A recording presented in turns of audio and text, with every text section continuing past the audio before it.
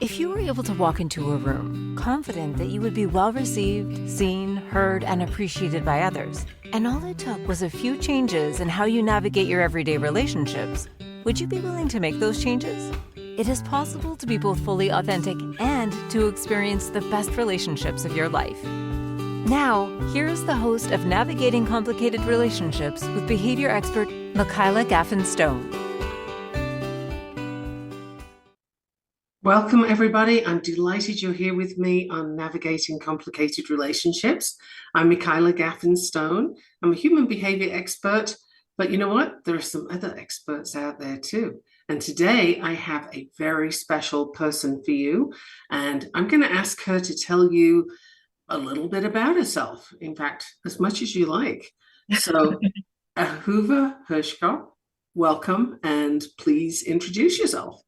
Thank you for having me. As much as I like is a dangerous offer. So I'm Ahuva Herskop. I am a registered dietitian and I am a burnout coach for overstretched professionals. And I support overstretched professionals in really coming back to themselves, in working to clarify their values, their goals, and the systems and frameworks that they need to get there so that they can build a life they actually get to enjoy without compromising on their long-term goals. That's very cool and very succinct. So tell me, or tell the people listening, a little bit about your journey to where you are now, the things you're doing now. Like, what did you start off doing? So 10 years ago, when I started my career, I was an executive health dietitian. I started in clinical practice. And at the end of 2019, I made the decision to go out on my own and start a private practice as a pediatric dietitian, having done, having experience in clinical research and clinical practice in pediatrics. And at the end of 2019, I was like, you know what? I need more flexibility for myself. I had just under 3-year-old twins at the time. I was like, I'm going to just start out on my own, start a practice. It's going to be great. I'll give myself a year to replace my clinical salary. Probably at the beginning of 2020, I'll think about getting pregnant with a third child.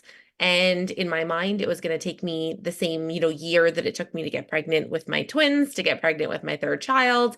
It was perfect. I was going to have, a long time to get my practice up and running. And, as they say, man plans, God laughs. And I found out that I was pregnant with my third child 2 days after COVID lockdowns happened and my 3-year-old twins came home. Oh, timing. Talk about timing. That's, yeah, as soon as you started to say, I had this plan and it was going to work perfectly. I'm like, where have I heard that kind of thing before? And how many times has it ever worked? Yeah. None that I'm aware of. Yes, exactly. That's quite something. Yeah. So that was certainly a surprise for you. What other surprises have you had along the way? That was certainly a surprise for me. And what was most surprising, and that I realized sort of afterwards, was how much I ignored all of that information in pursuit of the goal that I had set out.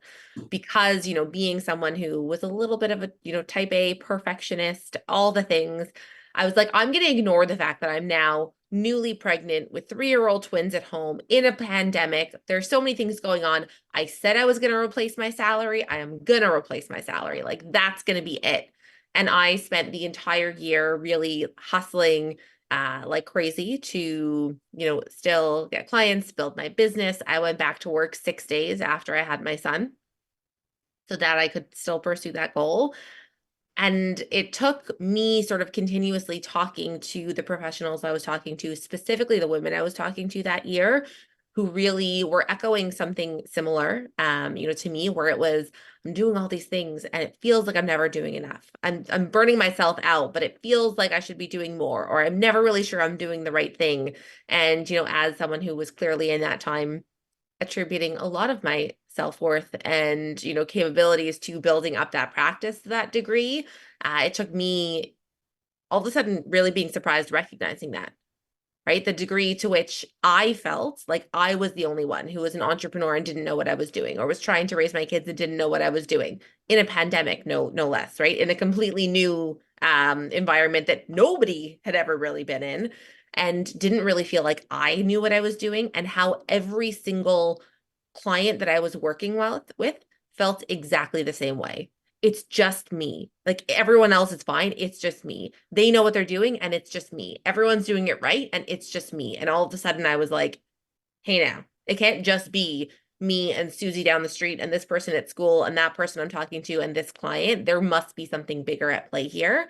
And so, when I realized that, it was really my time to go into a very deep period of learning and understanding how so many humans and women specifically end up in that situation, and then go about solving it for myself and the clients that I work for. Isn't that wild? I mean, you look back, I'm just looking back over the things you've just mentioned, and it's like, so, having 2 3-year-olds and a brand new baby and, a new practice and a household to run and, all these things. And hey, I'm not doing enough. That's just wild.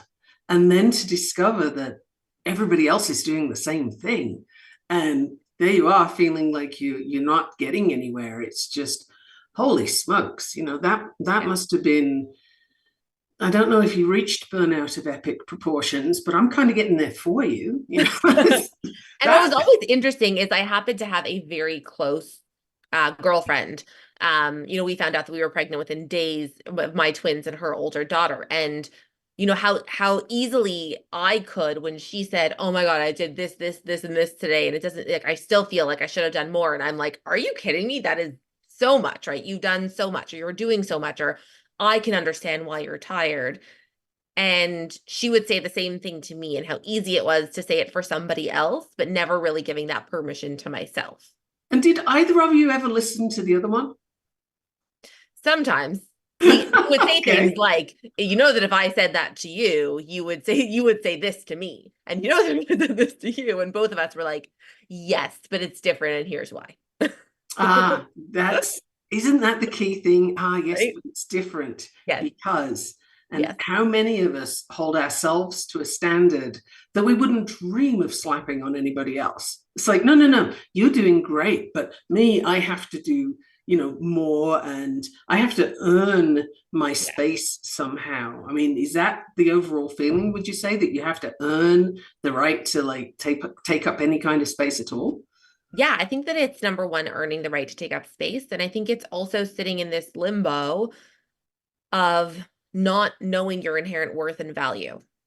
Right. And so many of us attribute our value to the things that we're doing, to external factors, right? Even as a dietitian, I would work with so many women who are looking to break up with diet culture, right? Not attribute all of their worth to a number on the scale, but never really broke up with the underlying feeling of something externally still defines me, right? It might not now be the number on the scale because you've done the work to solve that, but then it's the number in your bank account, the number of parties you get invited to every week, the number of vegetables your kid ate at dinner, whatever it is, because our brains can attribute our worth to anything, but those things are so fleeting, right? And so what I was finding with myself, and what I find so often with my clients, is when that's happening, it's only the last 10 minutes, right? You could have won a Nobel Peace Prize 3 hours ago, but then if someone, critiques something you've done 10 minutes ago, you're a worthless human being, right? And so all of these things, it's this constant vacillation between like, oh, no, maybe I am worthy. Oh, no, now I'm not. Oh, no, now I am, but now I'm not. And that's mentally and emotionally exhausting. Isn't it? That is so utterly draining. And it kind of gives this image of, being a leaf on the wind. You land where the wind cares to put you, and you don't have a say over it when everything is so externally driven. And I call the opinion of other people gup, which is good opinion, other people, gup. And you can't do anything with gup because you can't make that happen, right? Doesn't matter how hard we try, we people please away, but you can't affect what other people think. And yet we spend so much time trying, especially when you're stuck in that loop of, well, I have to do it all, right? And I have to do it all at once. And I have to make it look easy. Yeah, and smile while I'm doing it. And by the way, let's remember my makeup. Yeah. Pretty wild. But we wouldn't do that to our worst enemy, really. No. It's so interesting. I mean, do you think this is all from sort of people pleasing that we learn as kids? I think there's so many factors, and I think a lot of it is, we like to think that we're such evolved humans, but so much of our history still stays with us, right? I tell my clients all the time, like, when we think about people pleasing, right, and how it's not necessarily serving our happiest selves, right, creating the most fulfilled version of ourselves, that especially for women, we're only 100 years away even from when women, literally would get married and have to show up with their dowries, right? It's like, here, I have no inherent worth. I can't actually contribute to the household or to, going out to work. So at least I'm going to give you as bed sheets, right? I'll try my hardest. Right. Right. And so when we think Oh, about, like, we like to think that we're so evolved past that point, and our brains really often haven't, right? We might be out in the workforce and have physically evolved, but so much of our decision making still, thinks about our safety, our security, right? Physical, mental, emotional security, all being tied to, that, and to being able to keep people happy. Not to mention the fact that even as evolutionary, as biological beings, we're meant to function in tribes. And so part of being in the tribe is making sure that whoever the alpha is kept very happy, right? Making sure that you stay in there so that you can keep your safety as well. So you're not the lone wolf when somebody, wants to come to attack, right? And mm. so a lot of those are so strongly ingrained, which means that it kind of makes sense that we operate that way, right? We like to beat ourselves up very often for, why did I people please again? Why did I say yes when I meant no? But the reality is we're fighting a lot against, normal evolutionary biological norms. Yeah, there is so much there that we don't even know is there, honestly. It's, you're putting a lot of things out there for people to think about, like, huh, do I do that? And have I got that coming up? But I mean, really, I don't know anybody that doesn't people please. I'm Mhm. pretty sure I don't. Yeah. I mean, you might be the exception, but what do you say to that? Are you? Yes and no. Yeah, Okay. like, truthfully, yes, right? Even as somebody who teaches this, because I think that there's no behavior or there's no thing that is sort of like inherently good or bad, right? It's all in how we use it and sort of how it serves you. So 100%. having your entire life be people pleasing to the point that you're depleted and the other person probably isn't very happy, because, normally when we're not bringing our full selves, we're not creating permission for the other people to. And I like to kind of think about people pleasing as compromise. And there's the quote around, like, compromise is really like no one leaving, or both parties leaving the negotiation table unhappy, right? Right. Because when we're people pleasing, we kind of shift other people into that mode as well. And so everyone kind of ends up unhappy to some regard. And then there's people pleasing sometimes that is useful, right? Like when you're going through border patrol and you're trying to be extra nice to the person so they don't pull you over for secondary inspection. I don't Right. think that that's necessarily a bad thing, because quite frankly, I want to make my flight, right? And so I think that when we think about, am I a people pleaser? Am I not? Do I do this thing? Do I not? It's sort of more asking, where do I do that? And is that actually helpful for me? Right? In the Right. relationships that I want to be deep, meaningful relationships where I get to bring my whole self to that space, people pleasing probably isn't the most conducive to that. When you're going through border patrol, if you want to be the extra nice, politest version of yourself, by all means, get on your flight, do what you need to do. Right. Now, I once had an experience going through border control by car, Mhm. and I was very friendly to the border people, and that kind of backfired, actually. It just came up to my mind. This person was, the border guy was like, do I know you? Why are you being so friendly? And I was like, oh, man. So my people pleasing was obviously on high alert. And, Yes, and this guy, we ended up with him checking the car and, of course. checking the nth degree. And he found a bag of trail mix Yes. and a little bag of trail mix. And you could tell from the mark on it, the price, that it came from the place we were coming back to. Like it came from the US.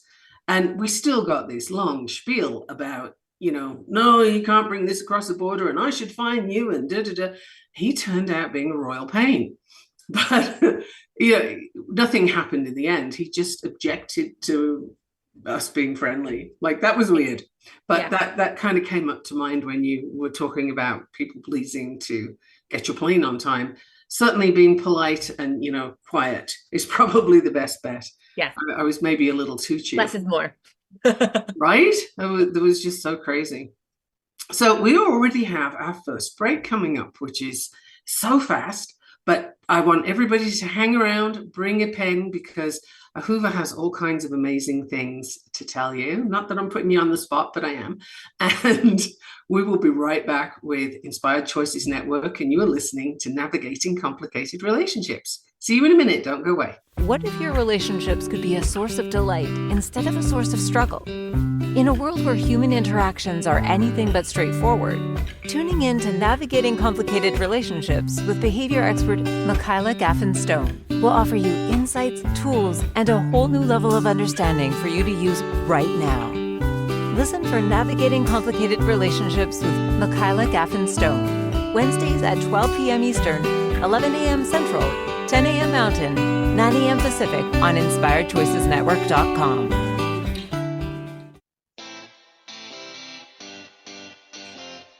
Are you a subject matter expert? Are you here to share your expertise with an audience waiting to hear from you in only the way you can deliver? Are you ready to have your voice amplified across the airwaves? Inspired Choices Network has a global radio platform streaming to millions of people across the world.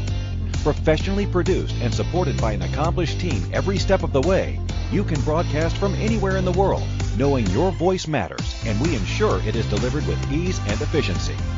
Eager to hear your message, the world awaits. Contact us today to become an Inspired Choices Network radio host. Email become a host at inspiredchoicesnetwork.com. This is Navigating Complicated Relationships with Michaela Gaffen Stone. To participate in the program, join the live studio audience in our chat room at inspiredchoicesnetwork.com. You can also send an email to mickey@gaffenstone.com. Now back to the program.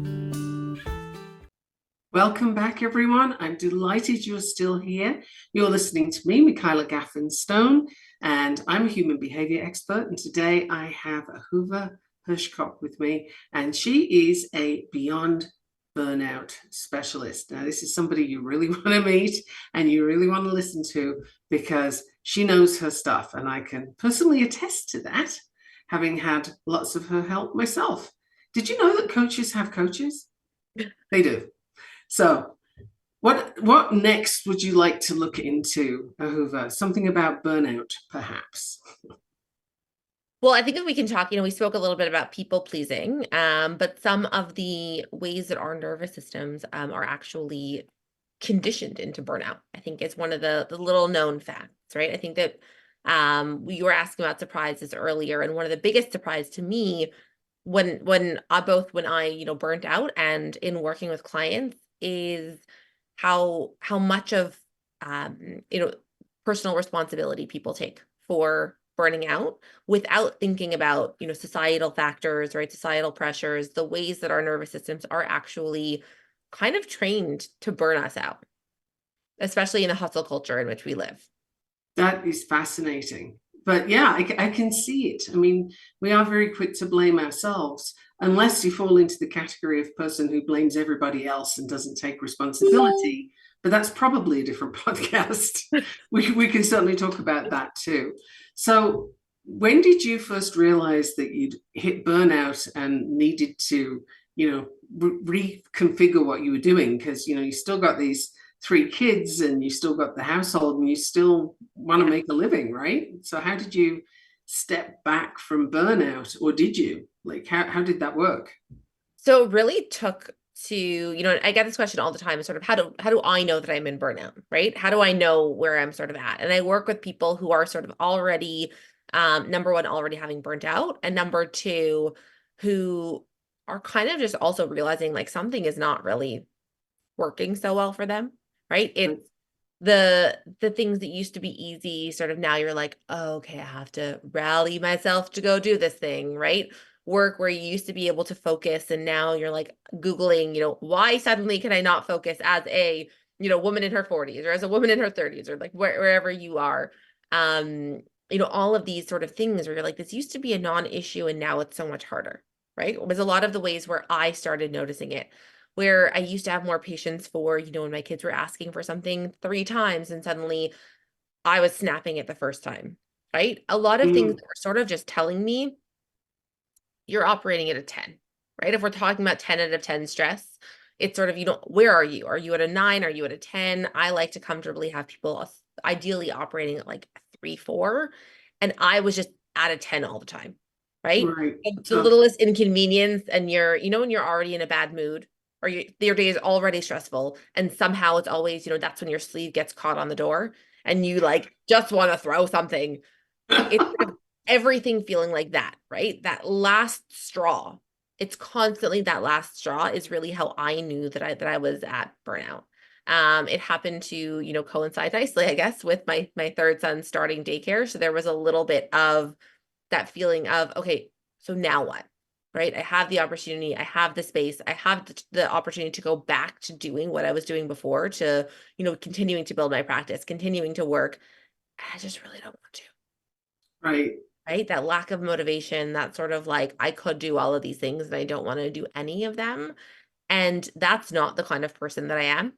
I'm normally a person who's like, can do 10 things in the time that it takes someone else to do 5, right? Like that's the kind of thing that I do. And so that was really curious to me. That feeling was really curious to me.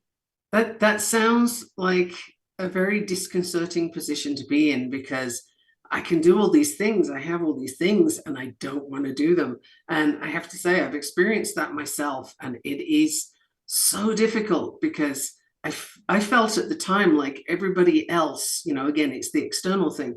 Everybody else is looking at me saying, well, you worked really hard to get that certification. Why aren't you in there doing it? Yeah. And you're like, I'm stuck in the quicksand. I can't move. It just didn't happen. Like, it's just so sticky. It's just not happening when you've hit that burnout. But I think it takes quite a while to recover from the burnout, particularly if you're trying to go back to the same thing. So do you think it's really doable to go back to what you were doing when you got burnt out and do it differently? Does that work? 100%. Or does it always have to be something different? No, I've had, it's an interesting question because I've had clients who, I'm thinking about one client in specific who was a nurse and she was like, I think I just need to leave my job. Like, it's my job. So I just need to leave my job. And in coaching together, actually, like, she ended up setting better boundaries at work and getting a promotion with better client outcomes. Right. So it's not always about changing. And I think that's one of the biggest misconceptions. And I think, unfortunately, is actually one of the reasons that people don't reach out for help sometimes, is because, as you said, like I'm a mom with 3 kids, a household to run. Like, there's certain things in my life, there's certain aspects of my life that are already set, right? I am already a mother. I already have, certain responsibilities. I'm not buying a one-way ticket to Bermuda tomorrow. Right? This is not going to be an eat, pray, love, go away for a year situation and try and, re-find myself. Right. And so absolutely, I think it's really important for people to know that that's not necessary. It can be a slow understanding of how we got here and the shifts that we make without external circumstances even really changing, because often it's not about the external circumstances. Absolutely. If you have toxic family members, yes, we can deal with that. Toxic bosses, we can talk about that too, but it's not about the external circumstances changing.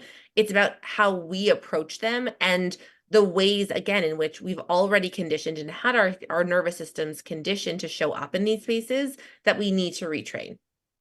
Absolutely. Yeah, there's that saying, wherever you go, there you are. Exactly. And I think that's something to sort of put in the front when considering, well, I just need to change my job, or I just need to do X external thing. It's like, you can do that, but then when you get there, you're still bringing yourself with you. So there's a lot of mindset work and a lot of digging, I think, into how did I get there and what things do I have on repeat? I mean, you know, that I've been discovering some stuff recently that's like, oh, I didn't know I did that. And, and there's so many things that we, you know, subconscious programs that we're all running, I would say. And we need somebody like you to help us find those. So how does that typically work for you? Like, do you just listen to the person and something pops out, or do you have a system? Like, how do you do that? I always like to say it's like a little bit of system and a little bit of magic. Okay. Just being able to see, I've always, I always like to say that I sort of grew up as an empath, right? Like I could always sort of feel other people's feelings and feel, which pros and cons to that for sure. Be able to sort of see through like the red tape, like the you know, the police line where people are like, this is where I'm going in my brain. And somehow I can always peer over. So there's a couple of different things is yes, 100%. It's a lot of active listening and being able to hear people's stories and create connections where there aren't always, right? I think that a lot of our lives are spent thinking, oh, I just do this over here. And 15 years ago, this happened to me, and I'm eating this for dinner tonight. And think all of those are sort of isolated aspects of ourselves or isolated stories or just things that are totally not connected. And the reality is there's so many subconscious connections in our brains to, you know, what happened 15 years ago, impacting how you spoke to the person at the grocery store today and what you're eating for dinner, right? And so being able to hear all of that and show and, you know, create those connections is a lot of how we move that work forward, right? Because being able to understand, oh, this is a pattern that I do. This is a way that I show up. It's not how I'm showing up right now in this instance, and here's why I'm justified.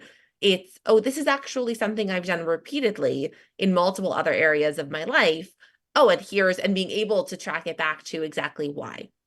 Those patterns, it's those patterns that come up. And when you ask certain questions, that kind of brings them forward as well. So do you tend to know where it's going when you start asking those revealing questions, or are you sort of pinging things to see what happens? Or is it a little of each? To begin with, it's often pinging things to see what happens, right? It's sort of being able to like create the picture. I like to think of everyone sort of like as a song is how I think about people, right? Is you know, sometimes we like to think about our lives as chapters, right? As chapters of a book or just books. I've closed this book of my life and now I'm starting this one. I like to think about people sort of as music, right? Because at different parts of your life, the same way that maybe there's like a really strong guitar solo in a song, or the drums come in 1 minute, or there's a harmony, but then it goes away. But those sounds are always there, right? I And like so that. when I hear people talking, sometimes I'm, you know, to begin with in a first session with someone, I'm always sort of like pinging to hear like, where's the music kind of still there, but we're not amplifying it, right? And then trying to trace it back to like earlier when, you know, other things may have happened and that might have played a bigger role in someone's life.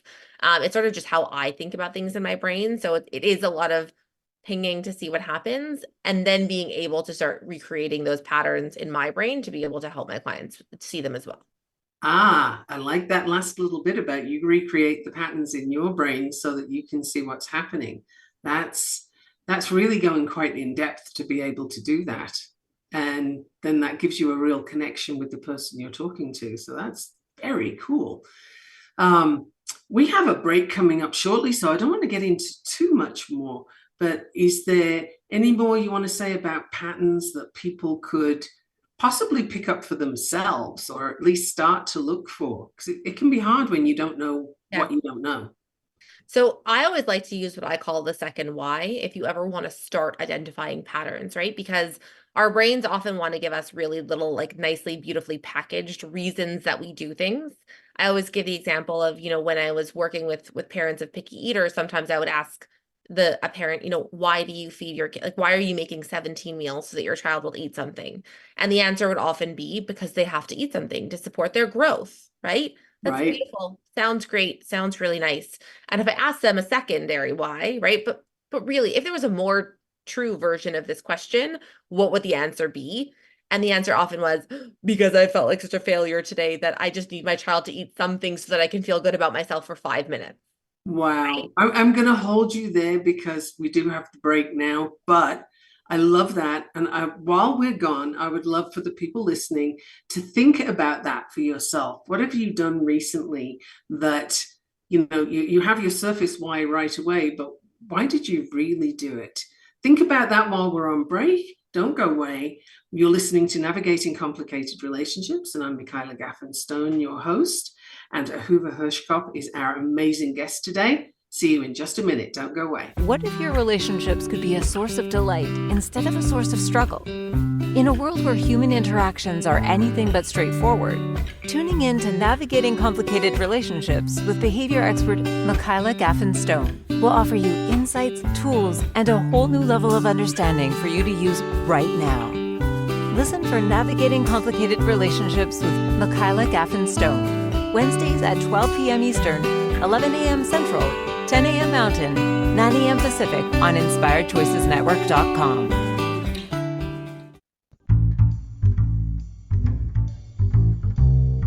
How wonderful would it be to carry your favorite Inspired Choices Network host with you throughout your day? Well, now you can. Inspired Choices Network now has its very own mobile app. Our free app offers live streaming shows, along with thousands of podcasts and TV episodes. Our shows cover a wide variety of topics. Whether you're waking up with us, carrying us through the day, and taking us to bed with you, we're always here for you to enjoy. We're easy to find. Just search for Inspired Choices Network in the Apple App Store or Google Play Store.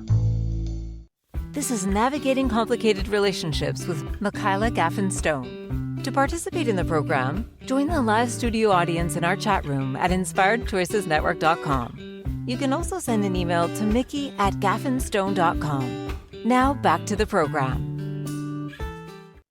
Welcome back, everyone. I'm glad you're still here and you're still listening, and I hope you've got a pen and paper. Ahuva, before we get back into that second why and what that can sometimes look like for people, can you let the audience know how they can contact you and where they can find you and what kind of things they can expect? Absolutely. So you can find me. I hang out lots on both LinkedIn and Instagram. My handle is Ahuva Herskop on both. And you can find lots of strategies for solving burnout, for solving both the mindset and the practical pieces of burnout, and really just overcoming so many of these mental patterns and mindsets that we're talking about today. That's amazing. So you've got all those tips there that people could just go and find. Yes, exactly. Woo! How good is that? And is there a program or something that people can sort of, if they're loving what they're hearing, and really, I anticipate they would be, and they love what they see when they go to Instagram, what kind of program could they do with you? What kind of things do you do? So I run a 12-week program. I run both a one-to-one version of it and occasionally a group version of it called the Unapologetic Living Code. And really in that, we do the deep work together to re-regulate nervous systems, to rewire neural pathways so that we can make habit change a non-issue, so that we can actually start creating the life that you want to live, a life that you get to enjoy without you feeling like you have to completely overhaul everything else about your life to begin with. That I can attest is fabulous. That is so cool. It's very well worth you considering. So if you're listening to us right now, I suggest that you go and find Ahuva Herskop on Instagram and on, what was the second one you said? LinkedIn. LinkedIn, right. Okay, so those are two platforms where you can find Ahuva, very active and lots of tips and so on. So I do have a question for you about pitfalls for professional women. Like, what would you recommend they do to not reach burnout in the first place? So firstly is to ask the question of who, throughout the entire day. This is one of the biggest things that I see is constantly asking yourself, who am I judging myself against? Right? Because especially for women who are in the workforce, when, a lot of people who are in leadership positions, CEOs, managing partners, all of those kind of things might be men in their 70s, right? Who might not reflect the life that you live. So many people are trying to, let's say, emulate that at the office, and then coming home and trying to be, leave it to beaver, right? At home, where the house is completely clean and there's a pot roast in the oven, but ready for 6 p.m. exactly. And so a lot of the time we're not clear on who we're trying to be, right? And different parts of the day trying to be or emulate or judge yourself against different people. And so first asking, like, who am I trying to be right now? When you're like, oh, I failed again, right? I didn't do this thing again, or I should have done this way. Says who and who am I judging myself against? And doing the work, which is something that we do, very often inside the Unapologetic Living Code, to start defining yourself on purpose, right? Because who am I trying to be? Who am I? Then so much more easily dictates how I'm going to show up in all of these places in a way that isn't necessarily the way that your grandmother did it, or your best friend does it, or the managing partner at your law firm does it, but it's how am I going to do it and how am I going to show up? So we don't have to stay in that constant decision-making limbo.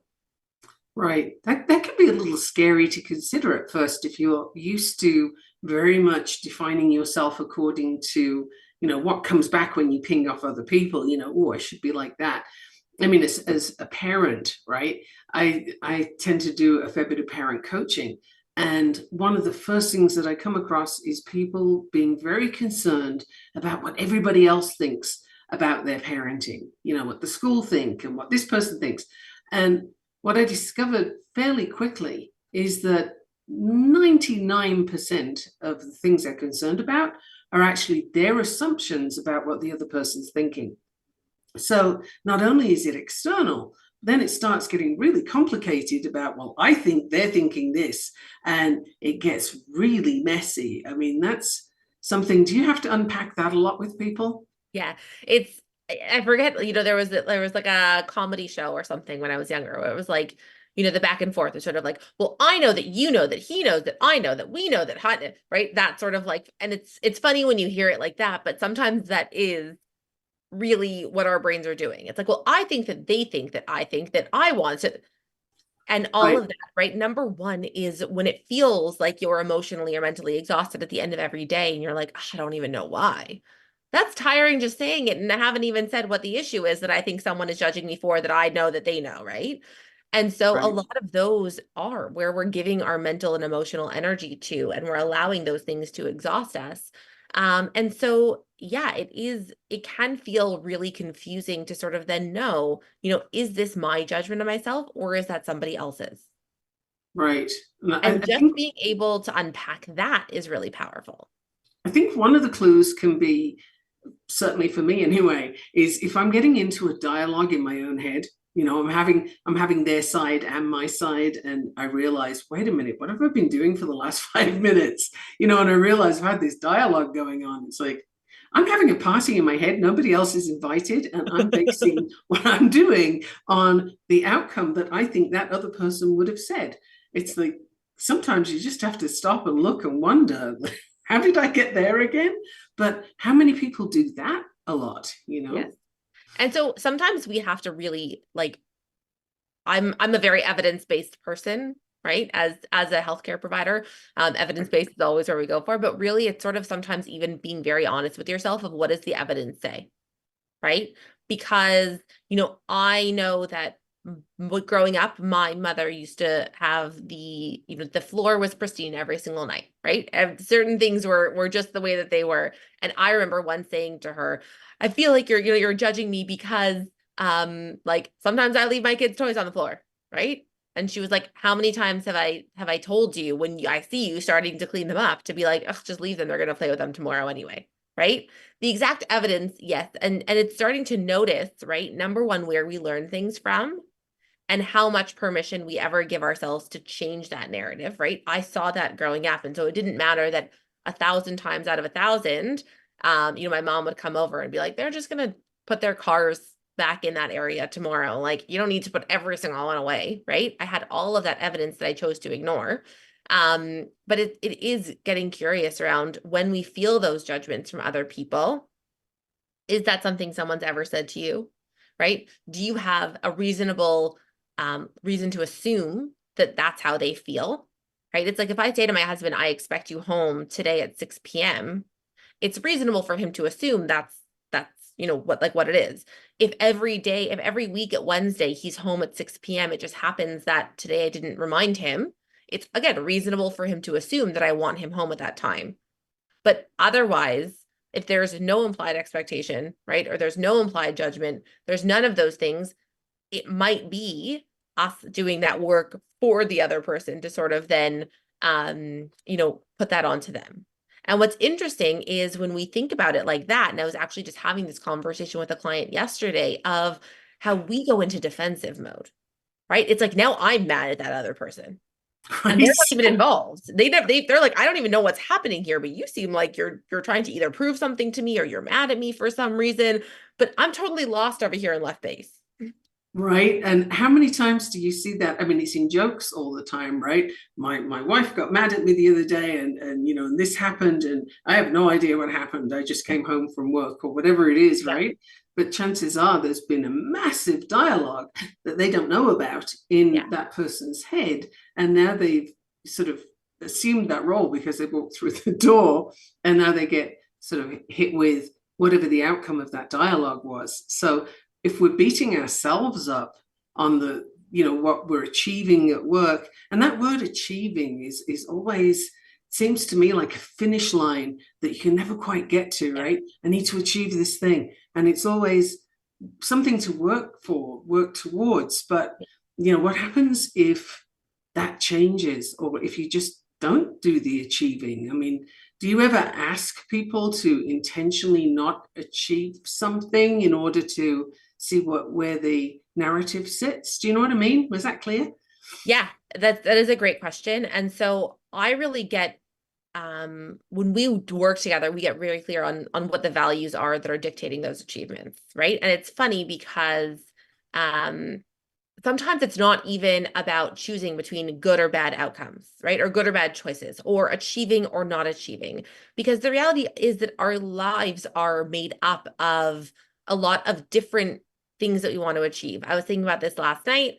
I ended up with a flat tire, had to deal with that, derailed part of my day. There were certain things that then it snowed, everything took longer. And so I wanted to both exercise in the evening and I wanted to, I had some work that I needed to finish, right? Sometimes I would say, you know what, I'm going to put this work aside and I'm going to go, exercise.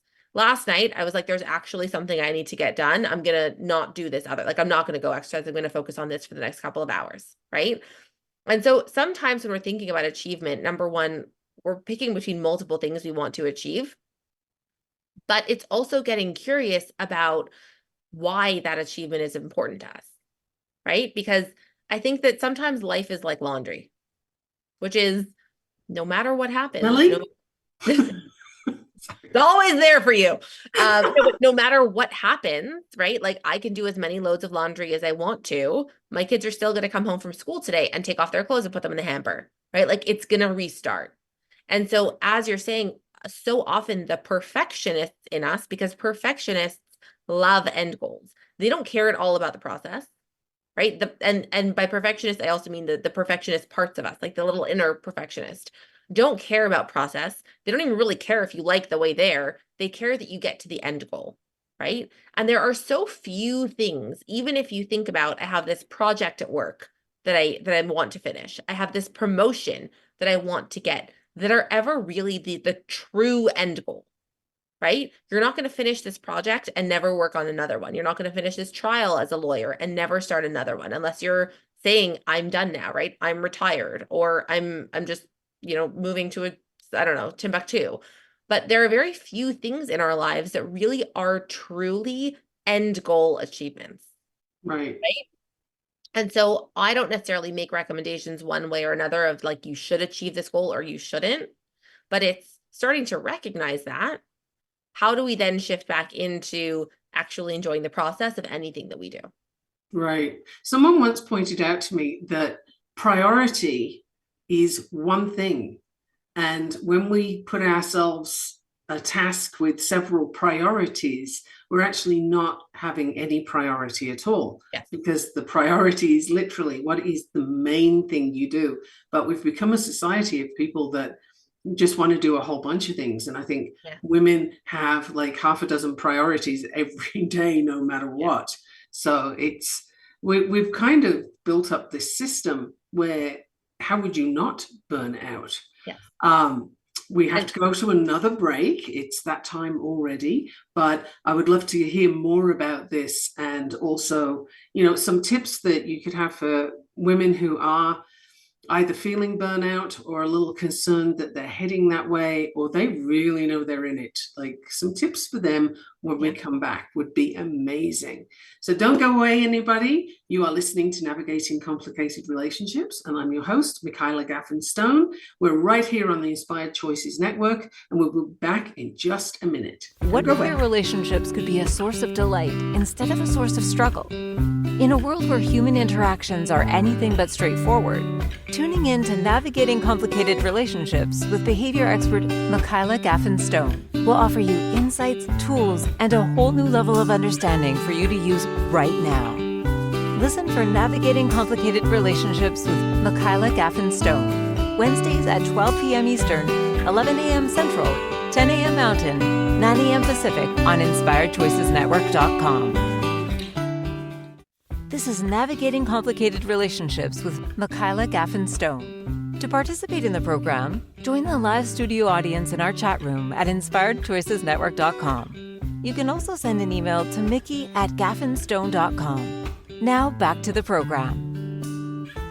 Welcome back, everyone. I'm delighted you're still here. You are listening to me, Michaela Gaffen Stone. I'm your host, and my amazing guest today is Ahuva Herskop, and she is easy to find on LinkedIn and Instagram. You just look up that handle at Ahuva Herskop, and she's right there. She's got tips and all kinds of goodies for you there, and programs that I'm going to ask her to tell you about again at the end of this podcast, so that you can be really sure that you know what's possible. And do yourself a favor and consider it. I heartily recommend that you do that. So, Ahuva, I do have a question I'd like to ask, and I want to make sure I get this one. How do high achievers determine the difference between perfectionism and having high standards? Because that line can be pretty blurry, I would say. Yeah, and I think that it's a really important one to be able to know, right? Because we all have, I would like to think that a lot of us have high standards, right? We have things that we want to do, and we're not really willing to compromise on them. But there's a very big difference between being a perfectionist. Perfectionism actually most often just keeps us paralyzed, right? Perfectionism is when we're thinking about, if you're unclear always of what's the first step, but this isn't the best right step, but I don't know exactly if this is going to get me, where I need to go. Having high standards means that you challenge yourself for how you show up, right? High standards often is, am I putting my best effort in? Am I trying my hardest? Am I doing, right, the work? Not necessarily did I win the game, right? It's the difference between getting out of a team sport. Perfectionism is it has to go exactly like this, and only this is good, and only this outcome, and this number of goals, or goals, I guess, is I don't even know sports, but goals versus how am I showing up? How am I doing the thing? Am I playing as my best self, right? Am I working as hard as I can in the overall process of what I'm doing, right? If I'm setting out a project, perfectionism is just, did the end goal happen exactly how I wanted it to or not, right? Right. My standards says, is this work, or is the thing that I'm doing reflective of as well as I know that I can show up? Right. And it sounds pretty clear as you're explaining that high standards is a sort of healthy self-challenge, whereas perfectionism is an excuse to beat yourself up when you don't have everything happen the way you want it to. And it also sounds like a whole lot of control or effort at control for the perfectionist, because you're trying to make sure that everybody else and everything else does their part exactly how you planned for them to do. And that is exhausting. It's like the difference between, and I often use exercise as an example, right? I know how hard I can push myself. Is there variation? Is there variety? Is it, sometimes dependent on the week or what's going on? Absolutely. But normally if I go for a run, I'm running a certain distance. If suddenly I'm like, I stopped halfway through. There's getting curious around, okay, well, that's not my standard, right? So like what's happening there? Whereas perfectionism is even on an injury, even if I can't run, even if it's 100 degrees outside and I didn't bring any water with me, I still need to do the thing, right? It's like come hell or high water, the thing is going to be able to be done because I'm judging myself against that. Versus I'm having a standard, even I have high standards, allows what I always love for people to do, which is if I didn't hit it, get curious even. Like what was going on that day, right? Was it 100 degrees and I forgot to bring water with me? And so halfway through the run that I normally do, I was like, I'm going to keel over if I don't, stop and walk right now, right? Well, that gives me at least something to be able to work on, something to grow from, something to learn from. Whereas perfectionism is sort of a be all and end all, just, end goal where there's really nowhere to go. Right. I think sometimes the badge of perfectionism, some people wear it proudly, thinking that it actually means high standards. Yeah. So I love that there's some clarity here on the difference, because the high standard certainly sounds a lot healthier to have and more sort of self-interactive, if you will, like you can look at it and say, well, why am I doing that? And maybe you're just really tired today because you didn't sleep for the last 3 nights or something else is happening, but the perfectionist doesn't have room for that. And I think that's definitely unhealthy. Yeah. I grew up with a friend who was English, and so we watched a lot of Mr. Bean. Okay. So what I like to describe perfectionism as is if I can imagine sort of like a Mr. Bean episode where he's driving in the car, right? You can see him like looking down next to him, right? Like rummaging for something in the front seat. And he's not looking where he's going and he's driving straight ahead. And he doesn't see there's an old woman who's like jumping out of the way of the car, and 2 cars are crashing into each other. And, someone threw their groceries because they had to run away from the car, right? And all of a sudden he looks up and he's at point B. And he's like, I did it. Like I pointed to right? Like you're picturing the Mr. Bean episode in your head. But in the Mr. Bean episode, it's funny because the screen pans away. You don't have to deal with the fact that somebody, like a crew member, had to go and pick up those groceries, right? That are now on the fake set. But in life, that's what perfectionism is, right? It ignores everything else, similar to what I did when there was the pandemic and I had 3-year-old twins and I was pregnant, and I was like, I'm going to ignore all of that information because like come hell or high water, like I'm replacing my clinical salary. Like that's it. I am doing the thing. Right. But in life, that creates collateral damage in the same way that you have to then pick up. Right. Okay. That is absolute gold right there. That is the most beautiful example of how that goes. Like, wow, that's a good one. And I'm very familiar with Mr. Bean. Oh, love Mr. Bean. That is absolutely, I love that. And I'm so glad that we're sort of almost at the end of the podcast and you were able to tell everybody that, because that is a piece of gold. If you missed it, I'd like you to go back and just listen to that bit again, or, hey, listen to the whole podcast again. I think it's worthwhile. So we only have a very short moment or 2 left. So I'd love for you to tell people again where and how they can find you.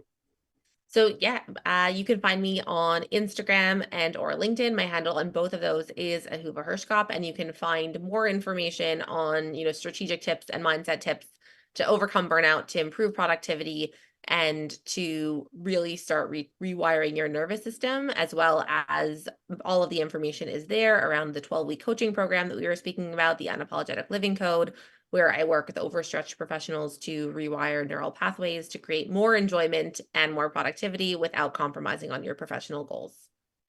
Boom, that's beautiful. And for people listening, I would love to point out, if you haven't worked with a coach yet, first of all, why not? And secondly, your whole process goes so much quicker if you're working with a coach, because they can see things that you can't see. It's hard to see when you're in it. Now, we're already at time, so I will see you next week. Thank you Thank so you for much listening for to the listening. Navigating Complicated Relationship Show. Michaela returns Wednesdays at 12 p.m. Eastern, 11 a.m. Central, 10 a.m. Mountain, 9 a.m. Pacific on InspiredChoicesNetwork.com. Until then, remember every relationship is a journey, and with the right tools, you can create stronger, more fulfilling connections.